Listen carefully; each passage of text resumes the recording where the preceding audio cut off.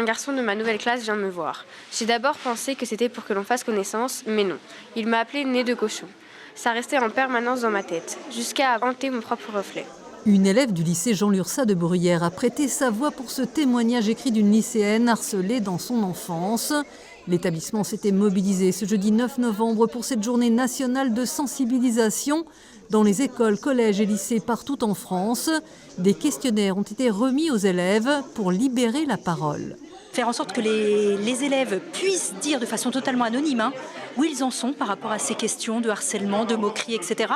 Et c'est un bon outil de pilotage pour les chefs d'établissement parce qu'après, ils vont vraiment avoir un diagnostic, si je puis dire. Est-ce que c'est une vraie question dans l'établissement? Est-ce que c'est répandu ou pas? Et ça va être vraiment très intéressant. Pour certaines personnes, peut-être que l'écrire, c'est peut-être mieux que parler. Parce que peut-être qu'ils sont plus timides pour parler. Ça peut peut-être apporter une réflexion à certaines personnes, à se poser des questions, à réfléchir comment on pourrait adopter un bon comportement.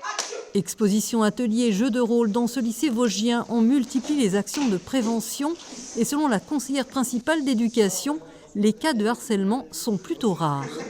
On travaille dessus, donc il y a beaucoup de prévention qui existe.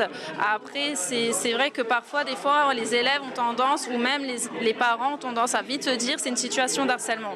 Alors le harcèlement, il faut à chaque fois bien répéter la définition, il faut qu'il y ait répétition, intention de nuire. Donc je ne dirais pas qu'il y a plus de cas de harcèlement, je dirais qu'on est déjà plus prévoyant. En fait, dès qu'il y a moquerie, finalement, on nous appelle pour pas qu'il y ait de situation d'harcèlement. On les reconnaissait ce jeudi à leur suite vert, des ambassadeurs, des élèves volontaires. Ils sont 5000 en France à être à l'écoute de leurs camarades. C'est être le relais des élèves qui sont harcelés auprès des adultes. Parce que c'est toujours plus facile pour nous, pour les élèves harcelés, d'aller parler à des gens de leur âge qu'au lieu d'aller voir des adultes. C'est pour ça qu'on a plusieurs moyens pour nous communiquer, comme on va avoir une boîte aux lettres et toutes ces choses-là. La lutte contre le harcèlement scolaire est une priorité absolue du gouvernement. Un plan a été annoncé qui comprend des cours d'empathie, la formation de la communauté éducative, des forces de l'ordre ou des magistrats. Certains élèves, eux, ont fait part de leur déception alors que la justice vient de relaxer en appel les 4 adolescents qui avaient été mis en cause après le suicide du jeune Lucas, scolarisé au collège de Golbet. C'est trop banalisé. Il y a trop d'affaires qui ont été mises de côté par rapport à ça. Par exemple, il y a un jeune l'année dernière qui s'est suicidé, Lucas. L'affaire, elle a eu lieu cette année et les harceleurs, ils ont eu 0 peine. Ils ont été jugés non coupables. Je pense qu'il faut déjà rappeler aux personnes qui sont harcelées qu'elles ne sont pas seules.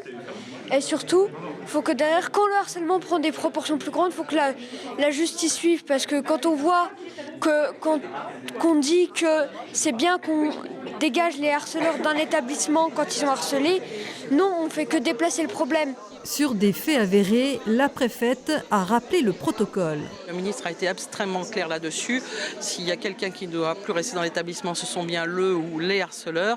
Et puis au-delà du conseil de discipline, c'est aussi selon la gravité, selon la situation, les contacts pris avec l'action sociale, avec l'autorité parentale, voire avec le judiciaire. Selon l'enquête de l'association Marion, la main tendue en France, un jeune sur 5 aurait subi des faits de harcèlement, principalement au collège. 1 million d'enfants auraient été touchés par ce fléau en 3 ans, selon le gouvernement. L'État qui rappelle aussi ce numéro vert unique, le 3018, pour tout témoignage, signalement et demande d'aide. Ne minimisons pas ce que vivent les enfants. Face au harcèlement, faites le 3018.